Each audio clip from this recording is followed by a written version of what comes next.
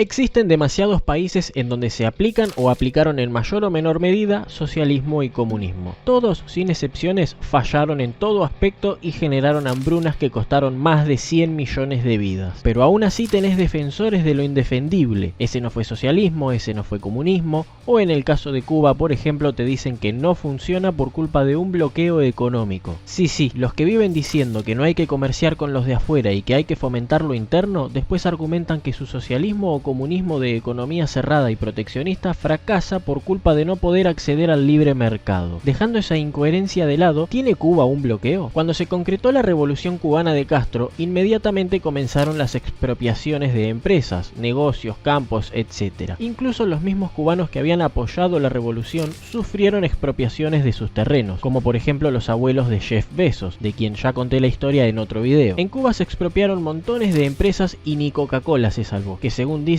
el mismo Che Guevara intentaba en las fábricas expropiadas recrearla, pero hasta para eso fracasaron. Cuando vos expropias empresas es obvio que vas a tener consecuencias. En Argentina el kirchnerismo expropiaba y decía que no iba a pagar, o hasta se hacían los graciosos pagando simbólicamente la suma de $1.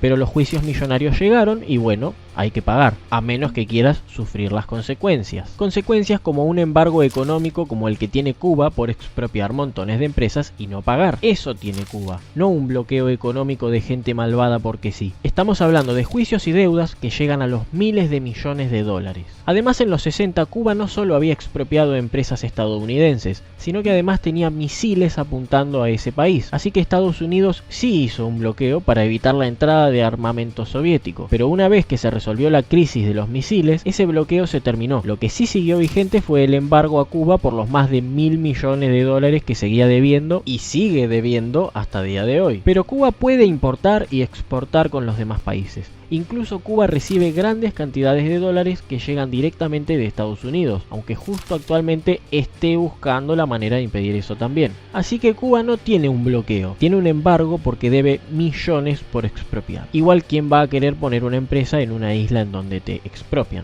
Ahora hablemos de un caso del que nadie habla. Los boicots de China contra Taiwán. Es una historia un poco larga de explicar, pero resumiendo, cae el último imperio chino. Un partido llamado Kuomintang intenta ir organizando y reagrupando las distintas partes de China. Se asocia con el Partido Comunista para irlo logrando. Se pelean entre estos dos partidos por ver quién manda. Se desata una guerra civil china, la Segunda Guerra Mundial y las invasiones japonesas. Cuando termina todo esto, el Partido Comunista ganó y se quedó con China, mientras que los nacionalistas del Kuomintang se exiliaron en Taiwán. Con el tiempo, Taiwán empezó a decir que ellos son la verdadera China y China dice que Taiwán es una provincia de China. Como sea, es una situación parecida. Una gran potencia contra una isla. China toma represalias constantes contra Taiwán, guerras económicas, bloqueos hasta para la salud, amenazas militares, y Taiwán va perdiendo poder. Por ejemplo, aunque fue miembro fundador de la ONU, cuando China se empezó a transformar en una potencia, a Taiwán la dejaron de lado y hoy solo es reconocida por 15 países. Así que, como te imaginarás, al igual que Cuba, en Taiwán hay mucha pobreza y la gente tiene que andar en carrera. No, Taiwán está en el puesto 11 en libertades económicas y 15 en facilidad para hacer negocios. Tiene democracia, un PBI más grande que el de Cuba y Argentina, salario mínimo de más de $700, menos de 2% de pobreza y son grandes exportadores de tecnología. Marcas que seguro conoces como por ejemplo Asus, Gigabyte, Realtek, The-Link, que podés conseguir en México, Colombia, Perú, Chile, Argentina. Bueno, Argentina no, porque Argentina se esfuerza mucho en parecerse más a modelos socialistas y comunistas que a cualquier otra cosa. Expropiaciones, juicios millonarios, default, retenciones al campo, emitir billetes,